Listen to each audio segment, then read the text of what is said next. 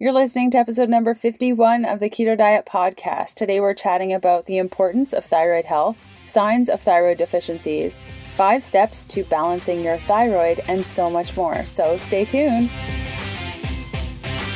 Hey, I'm Leanne from HealthfulPursuit.com, and this is the Keto Diet Podcast, where we're busting through the restrictive mentality of a traditional ketogenic diet to uncover the life you crave. What's keto? Keto is a low-carb, high-fat diet where we're switching from a sugar-burning state to becoming fat-burning machines. All listeners of the podcast receive a free 7-day keto meal plan, complete with a shopping list and everything you need to chow down on keto for 7 whole days. Download your free copy at healthfulpursuit.com/keto meal. The link will also be in the show notes for today's episode. Perfect if your daily keto meals have become a bit lackluster, if you're new to keto and a bit lost when it comes to eating what and how much, or thrive on being guided on what to do and when to do it. Again, that's healthfulpursuit.com/keto meal. Let's get this party started.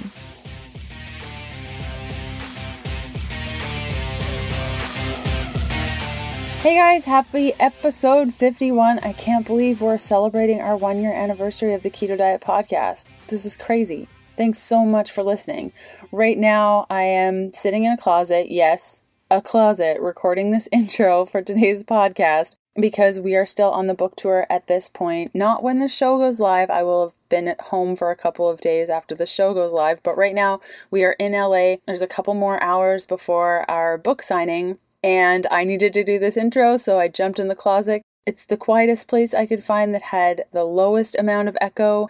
I am cushioned between a bunch of cushions and pillows trying to record this, so apologize in advance if the sound isn't the best, but that's the way it's gonna be. The podcast has to keep rolling. I've really enjoyed the book tour so far. We have just 4 more spots to go at this point, and I'm very much looking forward to going home, but I've also really enjoyed meeting each and every single one of you. So if you came out to any of the signings, thank you so much. If I missed your city, I'm sorry. I'm hoping to take a little bit of a break here, and perhaps we'll go back on tour again. Not really sure at this point, but thanks so much for coming out and supporting the book and my work and just everything. I really enjoyed meeting with you. The show notes and full transcript for today's episode can be found at healthfulpursuit.com/podcast/E51. The transcript is added to the post about 3 to 5 days following the initial air date of this episode.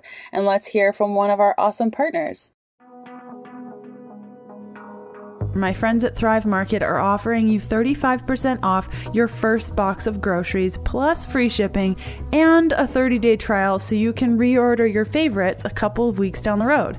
Imagine spending only $9.95 as opposed to the $20.99 on raw cacao powder, or $15.65 as opposed to $24.99 on MCT oil if you go to a retail store. So on top of their everyday wholesale prices, the extra 35% off your first box of organic and non-GMO products plus free shipping is going to make a regular $100 grocery run into about a $50, maybe $75 Thrive Market order for the same amount of things. You can go to thrivemarket.com/HP to get your instant 35% off, and this offer will expire in a couple of weeks. So if you're on the fence about it, the time is now. This offer is available to new Thrive Market customers only and people in the US. If you have an idea for a podcast episode or want to submit praise over and above the review, which you can leave by going to healthfulpursuit.com/review, you can reach me at info@ketodietpodcast.com. And this is something that I always share with you guys. Definitely email me at that email address if you have any questions or an idea for an episode. It's really important also that you take some time to review the show. So if you are enjoying the podcast, or even if there's things that you would like to see changed, please submit a review by going to iTunes, submitting your review, submitting a star rating, and writing a little something. You can also head straight to healthfulpursuit.com/review, and it will automatically redirect you to iTunes. There's one announcement that I have for you guys today. Time is running out for the back to school sale on my balanced keto meal planning subscription program. So Balanced Keto is a meal plan, a ketogenic meal plan that you receive once a week on Tuesdays. It gives you all of the shopping lists, everything that you need to chow down on keto for a full 7 days. You can head on over to healthfulpursuit.com/balanced keto to get your meal plans for 20% off using the promo code SCHOOL. That's all in caps, no spaces, before the sale ends on September 20th, 2017. So you have just a couple more days to head on over there. The link will also be in the show notes where you can take advantage of that. Again, the coupon code is SCHOOL. Our guest today, her name is Vivica. She's a certified technician in whole nutrition with 4 years of clinical practice. Recently, she opened her own web-based practice specializing in therapeutic ketogenic diets. Vivica is also the creator of the Healing Foods Method, a 10-week course to transform your health and lifestyle with a focus on metabolism and endocrine balancing. Vivica's blog, The Nourished Caveman, is filled with delicious keto, paleo recipes and lots of useful information. So we actually recorded this episode quite some time ago, back in September 2015. So about 2 years ago to the day, actually, which is pretty cool. And it was for my YouTube channel. Before I was podcasting, I used to interview people on my YouTube channel. If you haven't checked out my YouTube channel, definitely do. We'll include a link in the show notes. And this was just such a great episode about your thyroid and what it is that I thought many of you, have just followed me on the podcast. Maybe you haven't heard this episode before, and there's just such great information. And I've been receiving so many questions about the thyroid that I figured, why not use this content and recycle it, because it is just that good. So without further ado, I hope you really enjoy it. Let's cut over to it. Thanks for coming on the show. Thanks for having me. It's so exciting. It's awesome. And we're kind of matching a little bit, like we're channeling the white. I know. Okay, so I did a little bit of introduction and I want to just jump right into it, unless you want to say something before, because we have a lot of questions. No, let's go ahead. Let's do it. Okay, so I paneled the Healthful Pursuit readers and our community, and they had a bunch of questions, and I thought we'd do like a good introduction to the thyroid gland overall. So can you tell us a little bit about what the thyroid is for people that don't know? Okay, so the thyroid, it's located right here, first of all, and you can actually feel your own thyroid when you swallow. If you go like this, you feel a little movement inside, like wow, wow, it goes up and down. So that's a really good thing to like locate your thyroid, know what it is, get familiar with it. But we call it the master gland because the thyroid is really like the main gland of the endocrine system. It's a regulator, and thyroid hormones have effect on like a lot of different bodily functions. So it's not, if you look, there is a thing called the Harrower's chart, which is from Dr. Harrower, and is a chart of endocrine connections. So it shows you all the interdependence of the endocrine system, and it shows you all the connections between like all the different glands and how they suppress or stimulate each other. And the thyroid is one of the ones that you really see. It's like has the most connections and really is tied in like in the center of the endocrine system. Sometimes, I don't know, I was talking to a patient with this like metaphor yesterday. It was really kind of funny. Like, nutrition is your journey. You start to climb like Mount Everest. And then you're going up this mountain and you're working on all the different things on the pillars of nutrition, digestion, detoxing, blah, blah, blah. And then you reach the top of the mountain, and then sits a golden temple in the shape of the thyroid. Oh my gosh, that is perfect. Yes. It's a good visual to like give you the importance of the thyroid in the body. Yes, it's so true. And so many issues stem from the thyroid imbalance. Yes. Although the thyroid sits on top, that means that it really I'm jumping ahead here a bit, but one of the main issues that we face nowadays is trying to fix the thyroid without fixing everything else it rests upon. Because the thyroid is kind of really the pinnacle and the controller, but in order for it to function properly, we need to address all the other underlying factors that determine thyroid health. So you're saying that hypothetically, if somebody has a low thyroid, chances are if their thyroid is low, there's a lot of other things going on, and you need to fix all those other things before or during the time that you're fixing your thyroid. Would that be fair to say? Yes, most definitely. And so what hormone specifically is the thyroid related to? Like you hear a lot about the thyroid can impact the adrenals, which produces cortisol. And so how is that connection put together? The thyroid itself produces like the main hormones are T4 that then gets converted into T3. And then also like it's about 90% T4 production and 10% T3. T3 is the active form of T4. It's quite complex. Actually, the workings of the thyroid are quite complex. And like I'm still like always putting it all together. It's like a really complicated puzzle, but that's our physiology in the end, So it also produces like there is reverse T3 and then T2 calcitonin is also produced that affects calcium levels.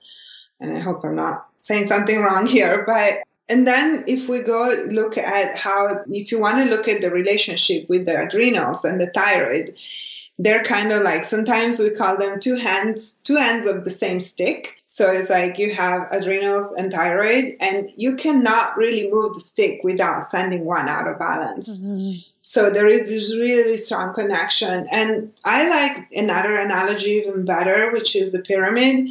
And so you have adrenals on one corner and ovaries or gonads on the other corner, and then thyroid sits on top. So in order to achieve the balance, everything has to be stable and solid, but also it's a great analogy for a practitioner because it really explains you how you need to start addressing adrenal and sex hormones before you can work with the thyroid directly. And you can support the thyroid, but, without doing the other work before, it's really kind of useless. I always say in my practice with that triangle that you said, it's like a 3-legged stool. And when you kick one leg out, it just falls over. Like you can't make it work. So there's another analogy for your practice. That. So what are the symptoms? Yeah. Woo! And that's often what happens. So what are the symptoms of thyroid imbalance, and how would somebody know, like if somebody's watching this, I'm thinking a woman is watching this and thinking, okay, so I know what the thyroid is, but how do I know if it's imbalanced? Well, especially for women, and I would say in my case, very closely related to myself, for women over 40, which are the most likely to start developing thyroid problems. One of the main things you notice is the weight gain. So it starts with like really noticing that you've gained a bunch of weight and you can't lose it no matter what you're doing. Of course, that there is also a metabolic pathway involved in that. And, like I'm big on ketogenic diet because a lot of people have carbohydrate intolerance. And that is involved in that weight gain. But again, if you go around to the other side, so it is related to the thyroid through the carb intolerance as well, because when you're carb intolerant, then you stress your adrenals because your cortisol has to regulate your sugar levels all the time. So you're constantly putting that stress on the adrenals. Your blood sugar is going, up and down like crazy, like a roller coaster. And so that stresses the adrenals. And when the adrenals are stressed, the thyroid start toppling over that stool. So again, the weight loss is connected in both ways, so metabolic pathway and then directly to like hypothyroidism. Then there are things like depression. That's another really big one. When you're like the blues, the constant blues, not being able to get one, that's easily solved with some Prozac, right? Depression is a Prozac deficiency. Yeah. Anyways, so another symptom is like cold hands and feet. Especially hands and feet, but just a general feeling of being cold and not being able to warm up and having like, you like to sit in the sun like a lizard. You're never sweating. By the way, one little tidbit of information that I learned not kind of recently, when certain people don't sweat. Yes. And they're like, why I don't sweat? I can't sweat. Well, guess what? That's an iodine deficiency. That's really interesting that you say that because I started supplementing with iodine about 4 months ago, like in May. And I was kind of like, I sweat, but never crazily. Like I'd go to hot yoga and like maybe I'd get a couple drips. The last couple of weeks, I am like drenched in sweat, And I was like, what is going on in yoga, in my sauna? Okay. That's fantastic. Interesting. Yep. Thank you for reconfirming that. That is so cool. And I couldn't put the two together. So thank you for confirming it for me. So what are the causes of a thyroid imbalance? I know that I've heard, like, especially here in Canada, in our city, we actually got our fluoride taken away from our water. Thank goodness. Oh, really? They took it out. But I've also heard that chloride and bromide, like, these are the three that affect our thyroid. Are there things, or how do those items take... Sorry? Yeah, halogens. Okay. And halogens are directly related to iodine deficiency, because what happens when you're deficient in iodine, the thyroid really needs iodine. Iodine and iodide, it's basically iodine in the both forms of iodine and iodide, goes into the thyroid and is basically one of the pieces of the T3 and T4 hormones. So without iodine and iodide, T3 and T4 are not created in the thyroid. And we are all really iodine deficient. So especially if you don't live by the ocean, you're not eating fish every day, you don't eat seaweed, you live inland, the soil is iodine deficient. So in America, there is one thing called the goiter belt. It's this area where everybody has goiters, and that's because the soil is iodine deficient and it's inland. So by the thyroid being iodine deficient, then it is prone to absorb other halogens, just because it's like, I really need this. It's not available. Okay, this looks almost similar. Like, let's put it in, Oh, interesting. So molecularly, all the halogens are very similar. I think they're just like one, atomic composition difference, like very, very slight difference. But the iodine is the healthy halogen, while the chlorine or fluorine, fluoride is actually not as bad for some reason. It seems to be present in nature, is not as toxic. But bromide and bromine and fluoride and fluorine and chlorine, those are all really, really toxic. So as a girl who has a hot tub, because she thought it was a good idea when she was a runner, I never go in that thing anymore. But for people that are swimmers or going to the hot tub, you would think that, like, I take a lot of my medicine and supplements on my skin. So by sitting in a hot tub with all that stuff, that is what you're soaking up those things into your skin and into your body. So absolutely, just a heads up. The good news is that there is a way to prevent this from happening, and that is doing iodine loading. So saturating your body with the iodine it needs.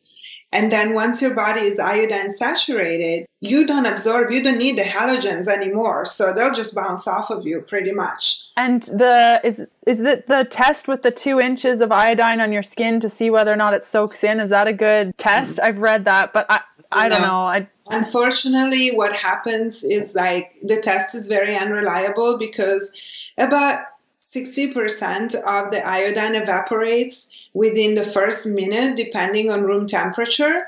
So if the room is over, 70 degrees, then, most of the iodine just evaporates. So you would have to have, very clinically controlled environment in order for, this to be a reliable test, and that doesn't happen.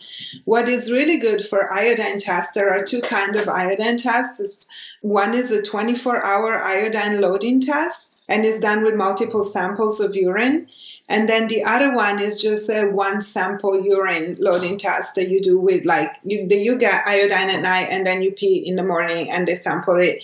The other one, they just load you up with, more 150 milligrams, or depending on the lab, is different. And then they test you within 24 hours. You have to collect urine samples within 24 hours, then put them all together and send them in. More on my interview with Vivica Menegaz after this message from one of our podcast partners. The podcast is sponsored by Manitoba Harvest, the hemp-based food company. Hemp hearts are hemp seeds with the shells removed. They're tender, fatty, 0 grams of net carbs, rich in omegas, fiber, and protein. Listeners of the podcast can get 15% off your Canadian or US-based Manitoba Harvest order by going to healthfulpursuit.com/hemp and using the coupon code KETO. So since we're on the iodine topic, something kind of related to this, I guess to summarize what you've said so far is that iodine is like the super nutrient for our thyroid. I think that's fair to say. I started taking iodine, like I said, but over the last, I would say a week, I've been getting like lower gut pains every time I eat them or have my iodine drops. Do you know why that could be, or if you've heard of something like that before? Not to put you on the spot, I was just curious. No, yeah. The first thing that comes to my mind, it can be a detoxing reaction. And when you start taking iodine, and iodine is like a whole other topic that's a huge topic, and there is lots of controversy about it. But I love this topic, and I'm happy to talk about it. But you can start detoxing from halogens at any time. So to really load your body with iodine, it takes about 1 year to 3 years. It's not a quick process. And this is a doses of like 15 to 50 milligrams, not microgram, milligrams per day, which is also something that for people with Hashimoto's would not be recommended. I would do it in a very different way. But if, let's say you don't have Hashimoto's and you just have thyroid issues, primary hypothyroidism, and you want to do iodine loading, keep in mind, if you don't do it with a practitioner, that at any point in time, you can start getting into a pocket of toxicity as your glands and your tissues saturate. Your iodine is stored in the thyroid, is stored in the breast tissue mostly, and is stored in the skin too at some level, a bit less. But for example, there has been cases of people that after 3-4 months started oozing like bright yellow stuff out of their breast. I'd freak out. Fluorine coming out from the breast tissue. In fact, that's one of the reasons why iodine is one of the most amazing cancer preventative, because you will keep that breast tissue saturated and healthy so that nothing bad will go in there. And also, it's really protective for the cells. It enables the cells to work at the best efficiency level so that it's great prevention. Okay, so what you're saying is put some more iodine in my water tomorrow and it was just weird, like lower gut pain. And I'm like, what is going on? I wouldn't add more. Oh no, I stopped taking it like a couple days ago because I was like, this is brutal. So get back to doing that. Maybe pull your dose in half. Okay, so good to know. Whenever that happens, I would pull back the dose and just take it easy, but go steady, because you need to come through that detox part. So that you can clean up and load and keep going. I had no idea. Okay, that makes sense. So now getting to like low carb diets and ketogenic, because we're both keto girls. And are there risks to doing a ketogenic eating style and your thyroid? Like you hear a lot about ketogenic eating styles maybe not being so good for the thyroid, or eating low carb not being good for the thyroid. So can you talk a little bit about your experience with that? Yeah. First of all, I really don't think it is true. But then again, we need to do a bunch of consideration about that statement. So I don't work with just random ketogenic diet. I work with the therapeutic ketogenic diet. So that means that I work with the elimination diet as well. My ketogenic diet is paleo, mostly, I would say 90% paleo. I check and test for allergens and sensitivities. That connects me back to the staples, the pillars that support the thyroid, right? Because one of those pillars is gut health and digestion. So, for example, if you have sensitivities that, like dairy, for example, pork, eggs, could be anything. Grains, not really, because we don't do them on keto. So at least one less thing to worry about. Yeah, right? True. But when you have a leaky gut and you have that dairy protein leaking in, it starts a whole chain reaction. You will not be able to absorb the right nutrients that the thyroid needs when your gut is not functioning, and your upper digestion also, not enough HCl. So the whole digestive system and the balance of digestion is really related to thyroid health. It's one of the bases. So if you're not doing a therapeutic diet, just a random ketogenic diet where you say, okay, I'm going to McDonald's, but I'm eating keto macros, which is possible. Oh, totally. Some people do it. Yes, I have met those people. Right. So that, it wouldn't be good for the thyroid for sure. But as far as just like, if we just talked about a clean therapeutic ketogenic diet and like the carb restriction, I have to say that women have different carb needs than men. And especially women of a certain age, like when you're 20 is very different than when you're 40 or 50 or 60. So for women, I feel that what works the best, like, and remember we talked about it in our first chats, chats before about, ideal carb levels. And I find more and more that what I do, I use a very low level of carbs for keto adaptation, like 20 grams. But once we are properly keto adapted, then I tend to raise them depending on the situation and the metabolism. So unless you are, if you're a woman and let's say a woman over 30, unless your problem is strictly metabolic and let's say you have diabetes, but your adrenals are fine, your thyroid is fine, endocrine system seems to work fine. It's possible, not common, but possible, right? I've never met with anyone who has that profile. One. Yes. Wow. That's amazing. She's Canadian, by the way. Oh, yes. Yep. Represent.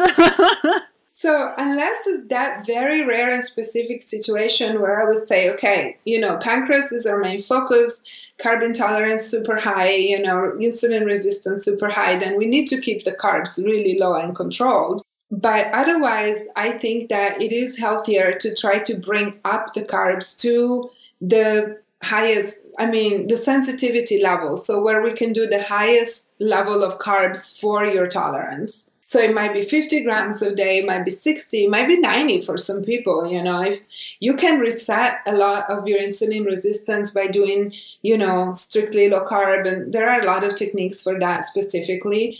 But once you're not so insulin resistant and you start to be insulin sensitive, then you can have more carbs. Of course, good carbs, right? Like, lately, I've been prescribing my patients my new recipe for keto bagels, and they're just like super fiber, like they're called the column cleanser.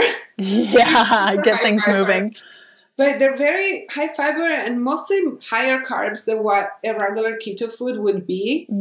But they're really good carb, and when you're on ketos, you need that fiber desperately. So it seems like one of the little tricks that I use to like raise carbs without having them like fall into things like potatoes or, rice. Don't do rice. Even white rice, you would say don't do white rice. I prefer not. Okay, yeah. It might just be a personal stigma, but white rice doesn't have a lot of nutrition. No, I totally agree. The only reason I don't eat rice is because I can't stop eating rice. Like it's like an empty. Like it makes me want more rice and rice and rice. And I have some clients that they enjoy having white rice. But it's like, yeah, at the end of the day, you're not really filling up your plate. Like there's not a lot of nutrients there. Yeah, that's why for fiber, and not fiber, but carb and fiber together, which is, fiber is part of the carbs. But I like to use things more like seeds that are nutritious, and usually they're quite neutral in a way. So they seem, although I see that in my patient, I see over and over that not everybody is sensitive to the same things. Some people will do great with psyllium or will do great with chia, and they will do horrible with flax seeds, and some people is the opposite. So it's really see over and over that you can't make a general statement when it comes to diet and what works for your body individually. You kind of have to really play and see what works for you. Totally. I love that you mentioned that carb depletion and then increasing carbs. In fact, with my new book, Fat Fueled, I have 3 different profiles that I've done for people saying do this, but then, find that tolerance and go as high as you can go, because you will become more sensitive, and then it makes it a lot easier. I used to be I would fall asleep at anything over 80 grams of carbs. I would eat carbs and then just pass out. But now I can do 80 grams of carbs, no problem, and it's no big deal. So it's amazing to see how your body changes with time. And is it fair to say that there are some hormones that the thyroid is responsible that need carbohydrates in order to convert? I'm not sure. I honestly, for the kind of endocrinology that I do, which is functional endocrinology, I have never seen a direct correlation. Okay. It's not talked about. And I don't know, I know there is a lot of talk of that out there, and also in functional medicine, but the kind of nutrition I do is a little bit different, because it's, I don't know what you would even call it. It's like foundational nutrition. We only use whole food supplements. I don't use the isolates like the functional medicine doctors do. So we're a little bit on two different steps. So sometimes there are like, for example, the iodine, that's a big discrepancy because functional medicine doctors tell you no iodine at all for Hashimoto's.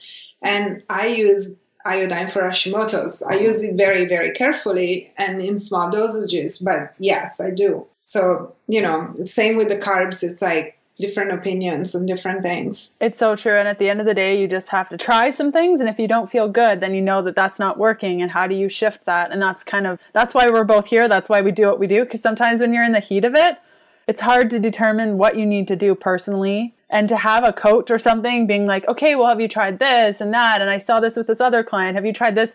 It brings a lot more into perspective. Because I know even for myself, like I have a coach because sometimes I'm just like, I don't even know what is making me do this because you're right in the heat of it. So for people that, that are listening, women especially that are listening, that know that they have a thyroid condition, maybe they have hypothyroid or Hashimoto's, if they wanted to try a ketogenic, and our approach, which I believe that my approach too is very therapeutic like yours, if we wanted to go toward a ketogenic eating style, like you mentioned before, I guess it's just like do the therapeutic kind. If you know that you have a thyroid imbalance or any imbalance with your health, do more of a therapeutic form of ketogenic eating as opposed to like the sausages with the eggs and, conventional eggs with the cheese and the sour cream on your plate. Exactly. Right. Yeah. Is that fair? I'm so glad that you share my same point of view. Yeah. Otherwise, I don't think I love having people on the show to talk about health and stuff. And I love when we don't agree with things, but I also want to make sure that I'm responsible for sharing this information with people. And I want to make sure my guests aren't saying, yeah, totally, it's fine to have conventional meat, because I don't think that that's responsible of me to have a guest on there that just I can't agree with the recommendations that they're giving. So yeah, I'm happy that we agree on that. In your introduction, we mentioned that you focus on rebalancing endocrine systems. So what are 5 steps that listeners or watchers could do right now to balance out their thyroid? And maybe they're interested in ketogenic eating style. Maybe they're already doing it. Are there a couple steps that you would recommend doing? Yeah, and it's kind of like the steps that I use in my practice to achieve that. I got to tell you, it's not always easy to do it by yourself, but if you're up for it, go for it. You can always try. And then if you fail, call us. Yeah. We're still here, right? Yeah. And Vivica will help you. Yeah. But I was definitely start from cleaning up your act, cleaning up your diet, eliminating possible food sensitivities. So going dairy free sometimes really helps. Eggs and pork, I eliminate when I do a detox phase, but you could try to eat as clean as possible. Definitely eliminating toxins. I always do a detox on my patients when they start my program. Even if they don't do the program, I do individual consults. I try to make them do a detox because it's kind of the basis for nutrition. So cleaning out, avoiding allergens, and supporting your liver, that's all kind of like one step for me. And then we'll go, step 2 would be digestion, of course, and making sure that your digestion is working. So upper digestion, maybe HCl supplements that can help you break down that protein that is otherwise going through. And it will digest for you. It's not ideal. There is other things that are better when you get into really fine-tuning digestion, but at least that will do the job so that you don't get partially digested protein through your digestive system, which is really bad. Then, of course, lower digestion, probiotics, and, eating a good amount. Fermented foods are great. Cultivate the microbiota. So digestion is second. Adrenal health is third. We know how important that is. My smile curled up when you said that. Yes. Those adrenals. Yeah. It's like the woe of our generation or our time, because we're all way too stressed and way too busy and way too many demands on our time and on ourselves. So adrenals, meaning stress management and adrenal support. And yes, people, adrenal fatigue does exist. Come on, get real. Right? Like, how could you not think that it doesn't? Because conventional endocrinology, I'm sorry I'm going to say this, forgive me all out there, but it's in the Middle Ages. Like, it's in the Dark Ages. Really, conventional endocrinology is like, has a blinder on. So anyways, that's adrenal support. And then I would do definitely gonads, so meaning sex hormone support. Make sure that your sex hormones are balanced, and that's a very other tricky. See, that's why I tell you, working with the thyroid, it's like, it's not easy, and it's a complicated picture, and you really do have to address all these pieces of the puzzle. So that is one. And, again, I do this, it's called restorative endocrinology or functional endocrinology, but I just work with rebalancing naturally the hormones. I don't use bioidenticals. Not even, the safest drop sublinguals. I don't use any of that. I try to do it naturally, but I use herbal supplements and whole food supplements. So if that is kind of hard to do by yourself, unless you really know what you're doing, I would suggest working with a practitioner. Saliva tests are great for that, Also, saliva test is great for the adrenals. There is one called the Adrenal Stress Index, the ASI test. That's a great one to see your cortisol pattern, so you can have a better idea. And by the way, there are websites in the United States where you can order those tests yourself. That's you might not know how to read it, but you don't even need to go and beg your doctors. But doctors have been such pains. Oh, so many of my clients are just like, I give them a list of blood work to get, and their doctor's like, no, you don't need this. And it's obvious that they have a thyroid issue, and we just want to know, where's their thyroid at? What is their cortisol level? What are their adrenals doing? What are their sex hormones? Like the stool, just to see, like that 3-legged stool, what's going on? And they're like, no, you don't need that. And it's like, no. And then are you kidding me? Your head against the wall. Yeah, and it's unfortunate because then a lot of people will say, oh, well, my doctor said that it's not a problem. Well, like, find a new doctor, really? Just, like, it's your body, it's your health. And at the end of the day, they're not responsible, really, for how you feel. You are. So if you don't feel good, you got to do something about it. So it's awesome that they have those tests in the U.S. Yeah. Now it just needs to come up north to Canada. I think you can order them for Canada. Really? Okay. I can send you a link for a site that you can just order tests privately, and they have international locations. I know they have in Europe, so maybe also for Canada. I'll send you a link. Cool. I will add that to the show notes below so that everyone can check it out if it's something that resonates with them. So I chatted with my community, and I have a bunch of like rapid fire questions for both of us. If you can't answer, I'll answer it. If I can't answer, you answer. We forgot real quick the last thing, the fifth. Oh my gosh, I thought you did 5. Do it. And that's fast, but thyroid support. Yeah, of course. So the nutrients that the thyroid needs, which are like, vitamin C, vitamin D, iron, and of course iodine. So all the good stuff that the thyroid needs to function. And protein, because without thyroglobulin, nothing gets made. So if you can't break down that protein in your stomach, and your thyroid doesn't get the protein to make, the hormones, you don't have the raw material. So, and that goes back up to digestive health, because if you don't have the hydrochloric acid, you're not bringing down the protein, and it's like a whole mesh, like untangling spaghetti. Wet spaghetti. Yeah, take one piece at a time. Okay, yeah, thanks for the 5 steps. Oh, geez. Okay, rapid fire questions. Let's go. If you have a history of thyroid imbalance in your family, how do you best support your thyroid? Are there changes to steps above that you just mentioned, or do these steps change when you have an autoimmune condition of the thyroid? With autoimmune, it's a little bit of a different ballgame, because you have to consider and factor in the autoimmune component first. So you do support your body in general. You have to still do all the work that we talked about, but you have to work with also like immune regulation. And I'm not saying immune suppression here, because that is just Middle Ages. I'm sorry.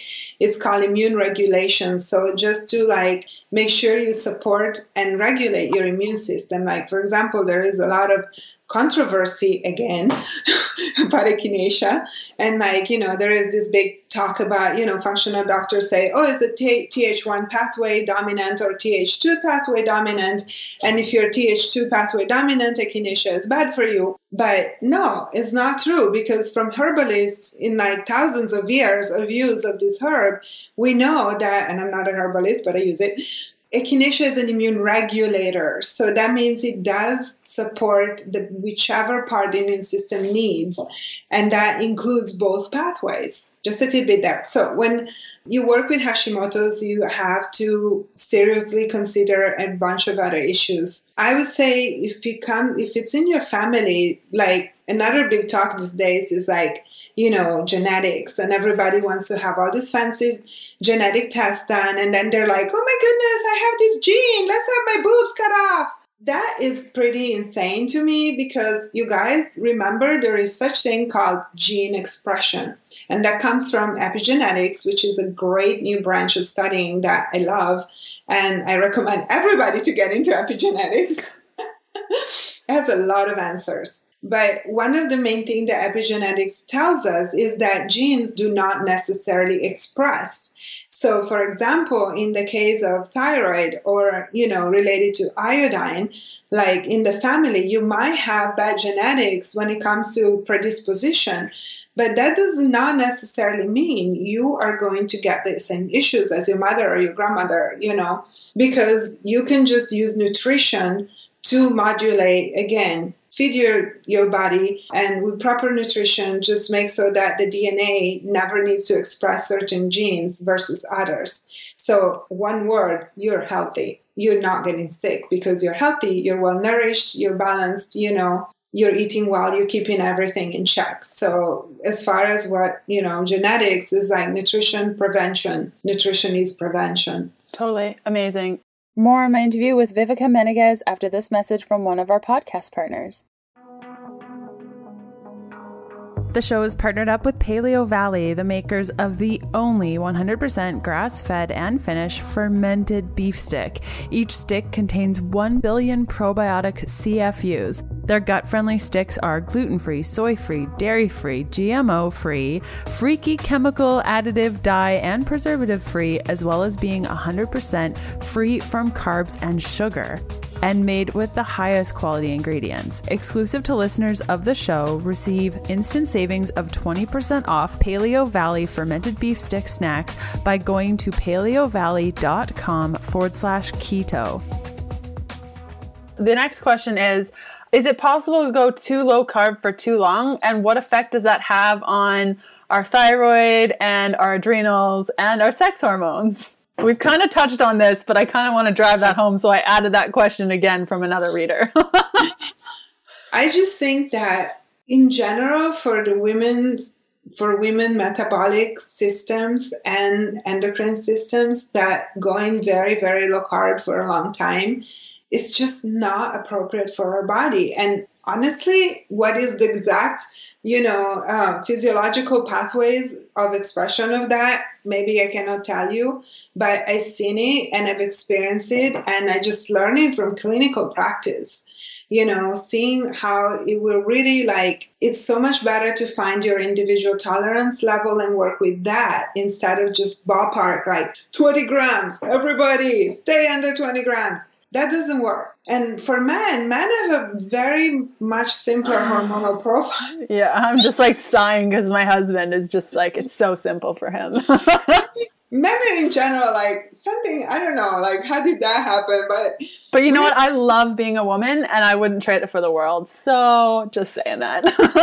I know, but everything is a lot simpler for a man. So that, for our hormonal picture, I really think that it's much more delicate and individual. And I really think that is better for us to work on individual basis. So that said, no, I don't think it's a good idea to go low carb for too low and too long. Amen. Thyroid medications. So there's a bunch of questions on thyroid medications from my community. What are the types of options? So if you are low thyroid and it's quite low and your doctor says you need to go on thyroid medication, what are the types of options and what's the best and worst option? Okay. So I would say in general that thyroid medication has a place. And that place is where the patient is so symptomatic that you can't function. So it does bring relief, and it's something that it can be used for a short period of time to really bring up the symptoms and like start kind of feeding the thyroid, or like supplying the hormones until the thyroid restores and rebalances, which is not always a quick process. It might take months, or it might take a year, or it might take even longer. So that, I feel like it's the right place for thyroid medicine. There are some kind of medications that I really do not agree with, and this is the synthetics. Because when you learn like functional endocrinology, you understand that hormones are very powerful and very delicate. And when your gland is producing a hormone, we call it upstream. So, and then produces these hormones that goes downstream into like a process of the body. And you start introducing this hormone downstream. So you're bringing in like a whole bunch of, let's say, T3 or T4 for the thyroid. What happens to the thyroid? What kind of signal does it get? There is, two mechanisms involved. One is the negative feedback, and the other one is also resistance. So, first of all, when you keep flooding the gland or your system with hormones, and like it's like banging on something, banging on your finger with a hammer, your hammer will develop a callus eventually. Like, it's going to get all thick and damaged, and it's not going to even feel anything anymore. Or like if you keep screaming in somebody's ear, they're going to get deaf eventually. So that's the path, like the process of becoming resistant to a hormone. So when hormones are not strictly regulated, these synthetic hormones are really not even recognized by the body so well. The cells become resistant, first of all, which creates this bad, really catch-22 situation where you need to produce more and more. And with insulin is like the typical example. Then you become insulin resistant, and I'm sure everybody has heard of that. But guess what? It happens with all hormones, every single one of them. And so T3 and T4 especially too. So that works on that level, on the synthetic hormones, and it also starts shutting down your thyroid, because your thyroid keeps getting this negative feedback. You don't need to make hormones. There is plenty around. So it sits there and waits and waits and waits, and finally goes to sleep. And then once it goes to sleep, it starts, maybe dying. It's like, nobody needs me around here. What am I here for? Little shriveled up little raisin. Amazing. So it's just like your thyroid decides to leave you and become a monk and go move to Tibet. Amazing. And it doesn't become the shrine at the top of Everest. You think eventually that's what happens. Every little thyroid monk builds itself the shrine. You're amazing. That is great. As you can see, we have a lot of fun talking together. Yeah, it's a bit of a dry subject, So we'll add monks and Everest. Yeah, I love it. I totally love it.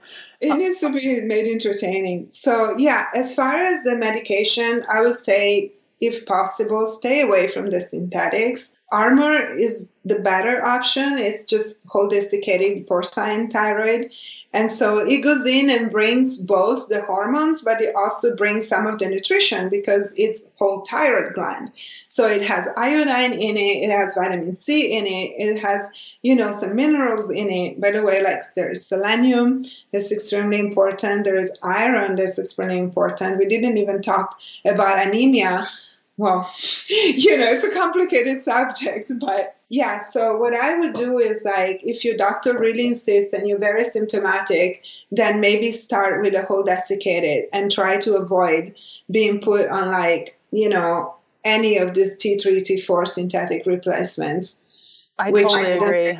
Yeah. And they don't heal your thyroid. They just do bad to the thyroid itself. So it's just patchwork, and then another hole blows out from your boat, and then you have to deal with that, which gets patched up. I agree. And one thing actually that a lot of my clients have started doing, as well as myself, is you put the thyroid underneath your tongue, like the thyroid medication underneath your tongue, and then you let it dissolve until there's nothing left. Is that something that you've worked with before? It just makes me think of neurolingual response because, we have nervous terminals in the tongue that go straight to the brain. So they're really closely connected. They go from here just to your brain, and they communicate to the brain about what substance they're touching. So they're kind of prepare the body for whatever is coming in. And so it works, like we do, for example, like muscle testing. A lot of times is done with that because your body is already prepping for what is coming in. So you can just test something. I do, like, for example, the Coca Pulse test for allergies or sensitivities. We do just putting stuff on the tongue. Sometimes you don't even have to swallow it and it will start racing your heart. So I feel like, there is a lot of sense to that, and it will start working because your body is already like, hey, we got stuff coming in. This is happening. Yeah, let's do it. Okay, cool. Okay, and like thyroid medications too. Are there interactions with them? Like I know, for instance, you shouldn't be taking calcium or iron or like digestive things like antacids and stuff while you are taking thyroid medication, or within, I think it's like 4 hours or 2 hours of your medication. Are there foods that you shouldn't be eating? You know what? I'm sorry, I'm not sure because I don't work with the medication unless my patients are on them. Okay, I can totally answer this question. So you probably know a ton more about that. Oh, that's fine. So cabbage, collards, fenugreek is one, especially if you're a breastfeeding mom and you're on thyroid, like fenugreek, because you're probably on fenugreek then. Flax is one. There's also kale, St. John's wort, and kelp. Yeah, which is interesting. Yeah. So don't take kelp or iodine too close to your thyroid medication because it could throw off your pills. So usually, but if you have it dissolved underneath your tongue, it's going to hit your body a lot quicker. And usually it's about like an hour or two, and then you can have like all of those things and rotate it too. Like I wouldn't sit down and have like a huge bowl of cabbage for breakfast. I have done that, so that is why I say that. And we kind of talked about the side effects of thyroid medications. Like if you do the synthetic Thyroid type thing, it's going to cause a lot more issues. If you're taking too high a dose of thyroid medications, your metabolism can get a little bit wonky. I know that. So how do you know when your thyroid meds are working? A good way, I know that take your temperature is a good one. Yeah, that's a good one, yes. Track your temperature before you even move in the morning or like right before bed. Like I keep a thermometer underneath my pillow and I literally like turn over very slowly, grab it and stick it in my mouth. I've tried underneath my armpit, but I don't get an accurate reading underneath my armpit ever. I do under the tongue also is much better. Yes. Yeah, and I always do the same side, so it's like as accurate as possible. Same time, like I wake up at the same time every day. Test then. And chart it. Like what I have my patients do, I do a little bit different temperature test because I do another test that averages temperatures and it shows you both adrenal and thyroid function. But like it's great to chart it because then you start seeing like how it goes up and down and where it is and how it flattens out. So that's a great tip. Awesome. And last question is goitrogens. Are they real? Is it actually a thing? Yes, they are real. Okay. And there are such things as goitrogen foods. But I got to say this, that even if you have thyroid issues, it's okay to eat your kale and your cabbage. You just have to like not go crazy on it, So my indication is like 1 to maximum 2 portions a day of any goitrogen food. Like if you want to eat cabbage or broccoli or Brussels sprouts, and I don't remember all of them, but no more than like 2 portions a day. So, and do they get inactive or like lessen the impact when they're cooked? Yes, definitely. Okay. Yeah. So like, it's better to have them cook when you do have thyroid issues. But, if you have like 1 arugula salad a week, you're not going to tip it overboard, And especially if you are doing all the good nutrition and you're taking your iodine and, all the vitamins and minerals and everything else we talked about, then the goitrogen is really like minimally impacting. Yeah, totally. So has to be taken in perspective. That's amazing. Well, those are all the questions that I had. Oh my gosh. I feel like we aced the thyroid topic, right? We scratched the thyroid. Yeah, like scratched the total surface, like 1 grain of sand on like a huge beach. But for people that want to know more information about thyroid, and especially when it comes to low carbohydrate, and I love that we talked about the fact that too low carb for too long for women. I don't feel is a good idea. I did that because I was silly and thought like, if I just push harder, it will do a bunch of awesome things, but it did a bunch of not so awesome things. And thankfully I caught it soon enough, but I've been working with clients who have been like not even 10 to 15 grams of carbohydrates for 6 months. And then just like a whole world of issues. So I hope that the information that we shared, and thank you so much, Vivica. Oh my gosh, you know so much about this topic. So I'm so happy that we had you on the show. I feel like I just scratched the surface, and I still have like books and courses and things that need to be done. But it's constant learning, so it's all right. Totally. And for those just looking to heal their bodies, I feel like we gave a lot of good information to people that are just like, I just need help. And that's really where it comes from, because I'm sure something that you said will spark something in someone and they'll go searching off. And that's really what it's all about. And that's why we do this, is so that people can really put their health into their own hands and like get balanced and awesome. And I'll include all of your links below this video, back on my blog, below the YouTube video, so you guys can check it out and go visit and say hello. And thank you so much for being on the show, and we will chat soon. Thank you so much, Leanne. Bye. It's great being here. Bye-bye. Thanks. Bye. The show notes, links to more information from Vivica, additional resources, and full transcript for today's episode can be found at healthfulpursuit.com/podcast/E51. And the transcript is added to the post about 3 to 5 days following the initial air date of this episode.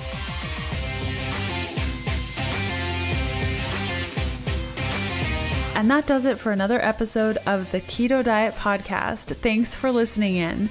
You can follow me on Instagram by searching Healthful Pursuit, where you'll find daily keto eats and other fun things. And check out all of my keto supportive programs, bundles, guides, and other cool things over at healthfulpursuit.com/shop. And I'll see you next Sunday.